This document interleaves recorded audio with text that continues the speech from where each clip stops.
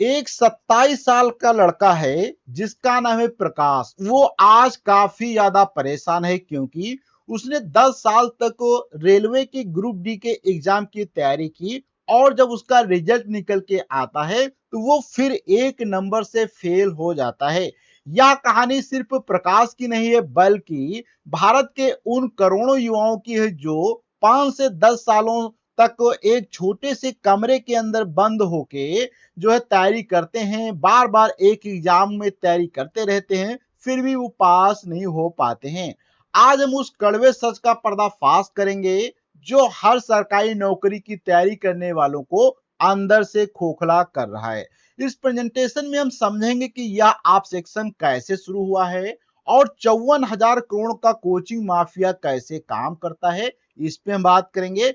और इसका असली समाधान क्या है उसको भी हम समझने की कोशिश करेंगे तथा आज आप जानेंगे कि कैसे सही स्किल जो है आप चुन के आप अपनी जिंदगी को उस नौकरी से ज्यादा बेहतर बना सकते हैं जिस नौकरी को पाने के लिए आप अपनी जवानी को बर्बाद कर देते हैं। तो सबसे पहले बात करते हैं कि आज के हमारे सफर में क्या क्या हम बात करेंगे। तो सबसे पहले तो हम देखेंगे कि जो 1 करोड़ फॉर्म भरे जाते हैं जहां पे केवल 100 नौकरियां होती हैं, अर्थात आपने देखा होगा भारत के अंदर कि नौकरी तो एक निकलती है लेकिन वहां पे करोड़ों फॉर्म भरे जाते हैं। तो भारत में सरकारी नौकरी का यह एक पागलपन डेटा के नजरिए को हम समझने की कोशिश करेंगे। फिर हम थोड़ा सा दूसरा बात करेंगे इतिहास के पन्ने, अर्थात तो 1853 के ब्रिटिश शासन से यह पावर और स्टेटस का खेल कैसे शुरू हुआ है उसको हम समझने की कोशिश करेंगे। फिर हम देखेंगे तीसरा जो कि कोचिंग इंडस्ट्री का माया जाल है, कैसे आपके 10 साल के स्ट्रगल को 54,000 करोड़ के बिजनेस में बदल दिया गया है, अर्थात कैसे कोचिंग माफिया अच्छे से पैसे कमा रहे हैं और आपके भविष्य के साथ में खेलते हैं। और हम देखेंगे कि सिमटती नौकरियां और डिग्रियों का धोखा क्या है उसको हम बात करेंगे और सरकार की हकीकत क्या है और इंडिया में स्किल रिपोर्ट का क्या कड़वा सच है उस पर हम बात करेंगे। और 5वें नंबर पे हम देखेंगे कि कैसे जो है आप जो है अगले 90 दिनों में जो है एडिट टू अर्न के जरिए एक सफल कैरियर बना सकते हैं। तो ये वीडियो तो काफी ज्यादा इंपॉर्टेंट होने वाला है क्योंकि हर एक जो व्यक्ति का सपना होता है कि सरकारी नौकरी पाना या सफल होना। तो आज हम समझेंगे कि सरकारी नौकरी के पीछे का क्या काला सच होता है, क्या आपको सरकारी नौकरी की तैयारी करनी चाहिए या आपको कोई स्किल डेवलपमेंट करनी चाहिए, इन सभी चीजों पे डिटेल से बात करने वाले हैं। तो सबसे पहले समझते हैं इस कहानी को। तो उड़ीसा में जो है 127 जो होते हैं होमगार्ड हैं जहां पे वो 5वीं पास की पोस्ट के लिए, जहां पे फार्मों की अगर संख्या की बात किया जाए तो 8 से ज्यादा वहां पे ग्रेजुएट्स और एमबीए वालों ने सड़क पर बैठकर एग्जाम दिए। आप समझो कि 127 वहां पे होम गार्डों की भर्ती थी जो कि 5वीं क्लास पास वालों के लिए जरूरी जॉब होती है, लेकिन उसके अंदर 8,000 से ज्यादा ग्रेजुएट्स थे और उसके अंदर एमबीए जो जो किए थे उन्होंने उस फॉर्म को भर के रोड पे एग्जाम दिया। तो आप समझ सकते हैं कि जॉब पाने के लिए कितनी हाई डिग्री वाले लोग भी इसमें शामिल होते हैं। वहीं पे अगर थोड़ा सा राजस्थान की बात करें जहां पे 53,749 जो चपरासी की वैकेंसी निकली थी जो कि कक्षा 10वीं पास के लिए थी, लेकिन जिसमें जो 54 लाख लोगों ने अप्लाई किया, जिसमें अगर बात करें जिसमें कुछ पीएचडी धारक थे और कुछ जो है लॉ होल्डर्स अर्थात जिन्होंने एलएलबी वगैरह किया था उन लोगों ने फॉर्म भर दिया। आप समझो इस फॉर्म के लिए तो कक्षा 10वीं के लिए था लेकिन उसके अंदर पीएचडी धारक लोगों ने फॉर्म भर दिया। समझो जॉब के लिए कितनी ज्यादा किल्लत भारत के अंदर है। वहीं पे थोड़ा सा अगर आगे बात करें तो रेलवे ग्रुप डी का एग्जाम के लिए जो था उसमें फॉर्म निकलते हैं 32,438 पोस्ट के लिए जो है वहां पे फॉर्म निकाले जाते हैं, लेकिन उसमें 1.08 जो है करोड़ फॉर्म भरे जाते हैं जिसके अंदर एनटीपीसी में 1.2 करोड़ एप्लीकेशन आते हैं। आप समझो कि कितने ज्यादा फॉर्म जो है यहाँ पे ग्रुप डी के अंदर भरे जाते हैं। तो यह सिलसिला अगर बात करें तो का चांस अगर 1% से भी कम, अर्थात यहाँ पे आप देखेंगे तो इन सभी जॉबों के अंदर चांस जो है आपका अर्थात 100 में से केवल एक का ही चांस है, यानी 0.1% रह गया, फिर भी लोग इसके पीछे अपनी जिंदगी लगा रहे हैं। आप अगर असलियत में समझें तो यहाँ पे जॉब तो वैसे भी 100 में से एक मिलनी है, फिर भी 100 से ज्यादा लोग जो है इस जॉब को पाने के लिए जुड़े रहते हैं। तो आखिर यहाँ पे देखा तो आखिर एक पीएचडी होल्डर चपरासी क्यों बनना चाहता है? इसका जवाब है पैसा नहीं, बल्कि हमारी ऐतिहासिक मानसिकता में छिपा है। अर्थात आप समझेंगे कि बताओ, एक जिसने पीएचडी किया, जिसने अपनी आधी जिंदगी को पढ़ाई में लगा दिया, वो केवल एक चपरासी की नौकरी पाना चाहता है। तो ये जो कारण हो रहा है, ये जो हमारे ऐतिहासिक मानसिकता के कारण है कि सरकारी जॉब पाने से बहुत कुछ मिलता है। इस कारण से लोग बहुत ज्यादा अपनी जिंदगी का समय बर्बाद कर देते हैं सरकारी जॉब पाने के लिए। अब थोड़ा सा आगे बात करते हैं। तो इस मानसिकता की जड़ें जो अगर देखा जाए तो ये 1853 जो था, जब ब्रिटिश के शासन काल से स्टार्ट है, था जहां में ये छिपी हुई है। अंग्रेज जो है पूरे भारत पर राज करने के लिए ऐसे लोग चाहते थे जो दिखे भारतीय पर सोचे अंग्रेजों की तरह। अर्थात ब्रिटिश लोग ऐसा सोचते थे कि कुछ ऐसे लोगों को हम लाएं जो लगे तो भारतीय, लेकिन काम हमारे ब्रिटिश की तरीके से करें। यहीं से पहली बार भारत में मेरिट बेस्ड सिविल सर्विस परीक्षा की शुरुआत की गई। अर्थात किसकी शुरुआत की गई? मेरिट बेस्ड सिविल सर्विस परीक्षा की शुरुआत की गई। अंग्रेजों ने बड़े पद अपने पास ही रखे था। जो बड़े बड़े पद थे उनको तो उन्होंने अपने पास रखे, और जैसे कि क्लर्क है, टैक्स है वसूलने, या पुलिस जैसे छोटे पद जो होते थे, वो भारतीयों को उन्होंने दे दिया था। बड़े बड़े पद तो उन्होंने अपने पास रखे, लेकिन जो छोटे पद होते थे, जैसे कि कर को वसूलना, हवलदार, टैक्स वसूलने वाले, क्लर्क, ये सभी पद जो है उन्होंने भारतीयों को दे दिए। जब आम जनता ने देखा कि उन्हीं के बीच का इंसान पुलिस बनकर उन पर राज कर रहा है, तो सरकारी नौकरी का जो है मतलब पावर बन गया। इस प्रकार से लोगों ने सोचा, रे सरकारी नौकरी में तो बहुत ज्यादा पावर है, क्योंकि अगर सरकारी नौकरी मिल जाती है तो बहुत सारे लोगों पे राज कर सकते हैं। इसलिए लोगों के अंदर मानसिकता उगने लगी कि हम भी सरकारी जॉब पाएंगे। और 1947 से 1991 तक देश में जो है लाइसेंस राज चला, जहां प्राइवेट नौकरियां ना के बराबर थी और सरकार ही मुख्य एम्प्लॉयर था। अर्थात पहले शुरुआत में प्राइवेट जॉब बहुत ही कम रही थी और सरकारी जॉब पे ही सब लोग डिपेंड थे। और 1990 में 27% ओबीसी आरक्षण लागू होने के बाद समाज के हर वर्ग को सरकारी नौकरी पाने की एक नई और मजबूत जो है उम्मीद मिल गई। 1991 में मार्केट खुलने के बाद भी पुराने माइंडसेट के कारण लोगों ने सरकारी नौकरी को ही पहली पसंद था। तो मार्केट ओपन हो गया था, जहां पे लोग चाहे तो अपना बिजनेस कर सकते थे, लेकिन फिर भी लोगों ने प्राथमिकता रखी कि हम सरकारी जॉब ही करेंगे। जिन लोगों की 90 के दशक में नौकरी लगी थी, आज उनकी फाइनेंशियल हालत और ऊपर की कमाई देखकर माता पिता बच्चों पर दबाव डालते हैं कि आप भी सरकारी जॉब ही करें। सरकारी नौकरी आज सिर्फ काम नहीं, बल्कि समाज में स्टेटस सिंबल और दहेज का सबसे बड़ा पैमाना बन चुका है। आपने देखा भी होगा कि जिसकी जो जॉब लग जाती है उसकी शादी अच्छे से होती है, उसका दहेज ज्यादा मिलता है। ऐसी जो है मानसिकता आज जो है भारतीयों या भारत के अंदर लोगों के अंदर पनप रही है।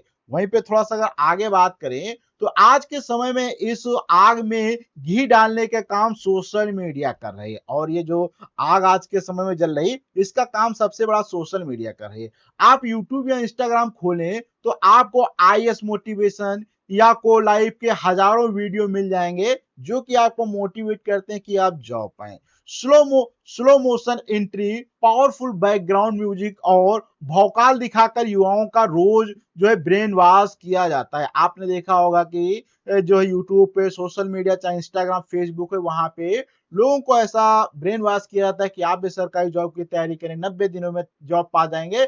ऐसी कोचिंग इंडस्ट्री वगैरह हमेशा एडवर्टाइजमेंट करते रहते हैं, जिससे लोग जॉब पाने के लिए ज्यादा से ज्यादा अपना समय लगाते हैं।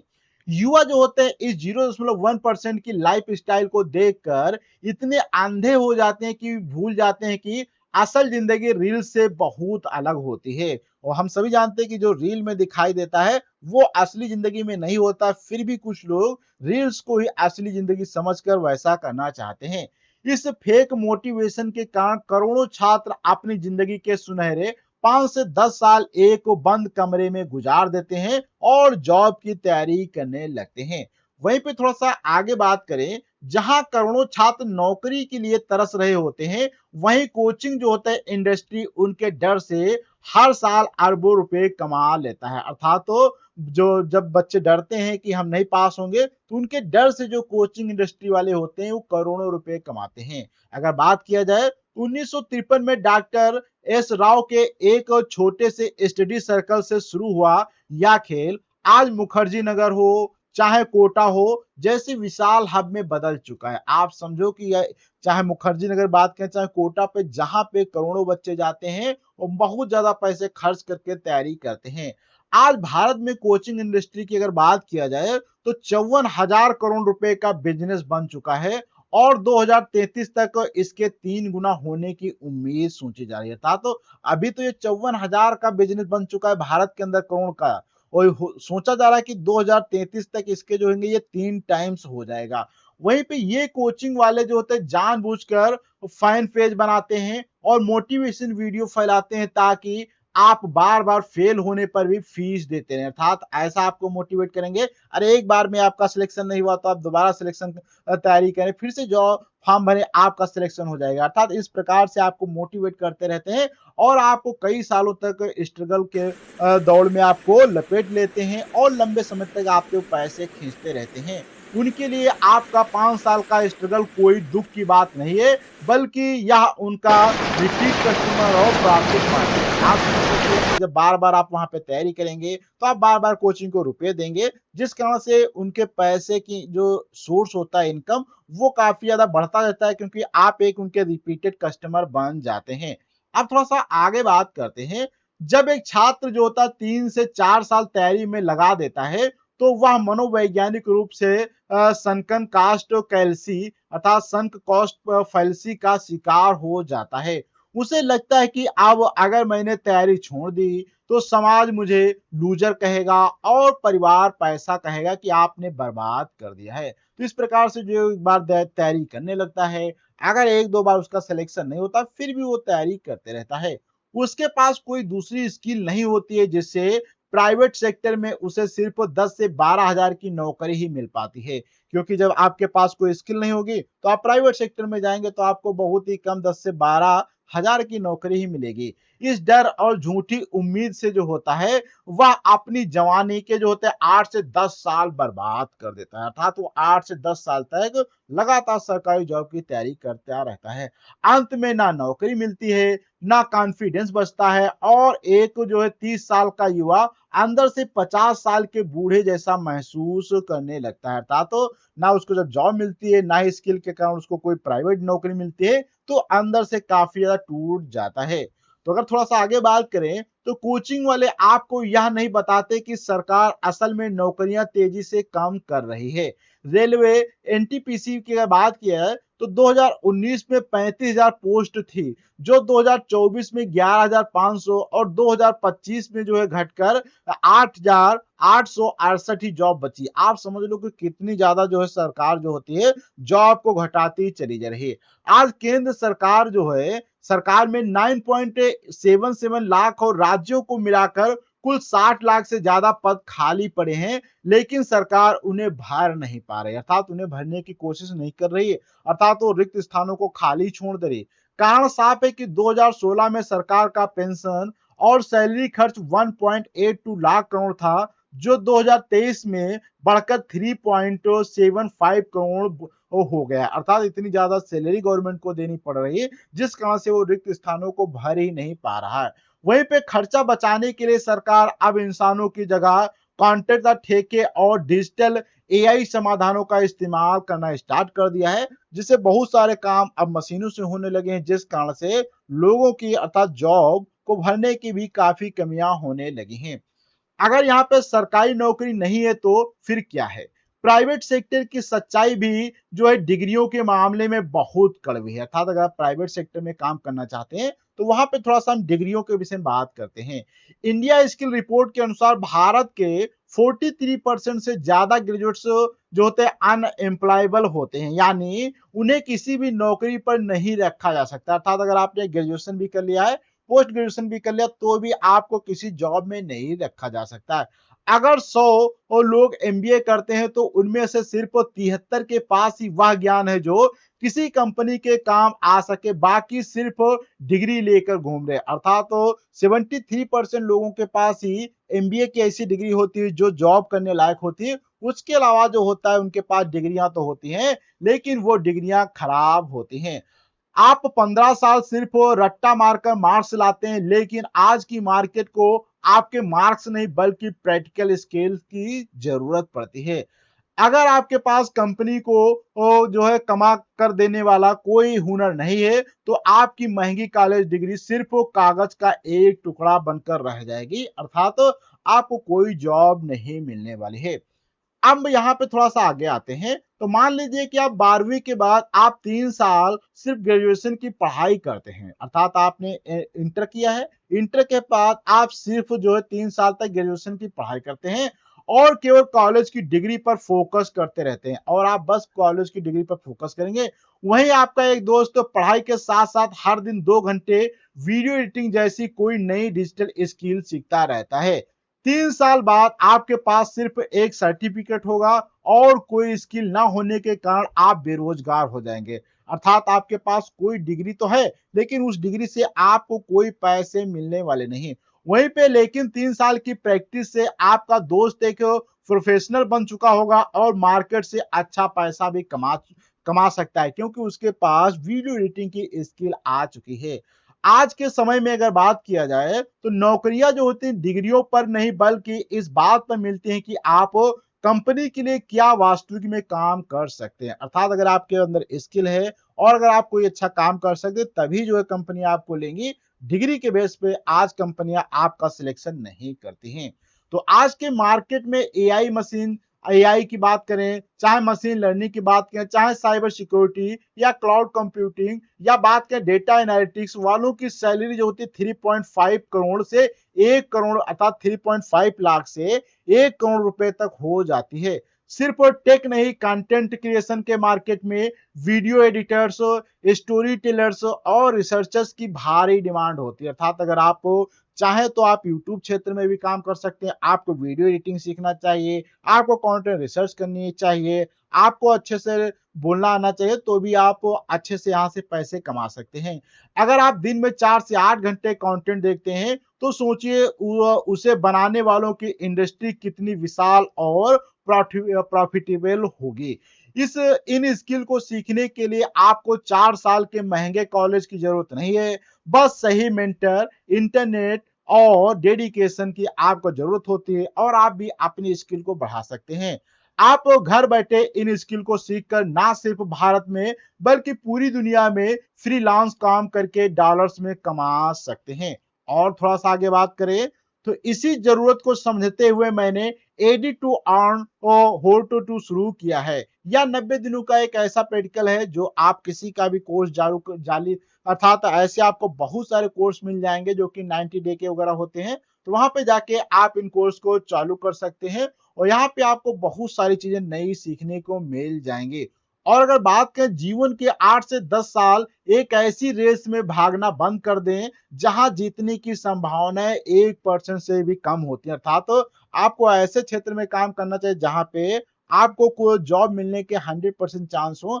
ऐसे क्षेत्र में आपको काम नहीं करना चाहिए जहां पे आपके केवल 1% चांस हो। सरकारी नौकरी बुरी नहीं है, लेकिन अगर 2 से 3 साल में बात ना बने तो सही समय पर रास्ता बदलने ही आपकी जिम्मेदारी। अर्थात आपको 3 से 4 साल मान लिया मेहनत भी करते हैं, अगर जॉब नहीं लगती है तो आपको तुरंत अपना रास्ता बदल के कोई दूसरा कार्य करना स्टार्ट कर देना चाहिए।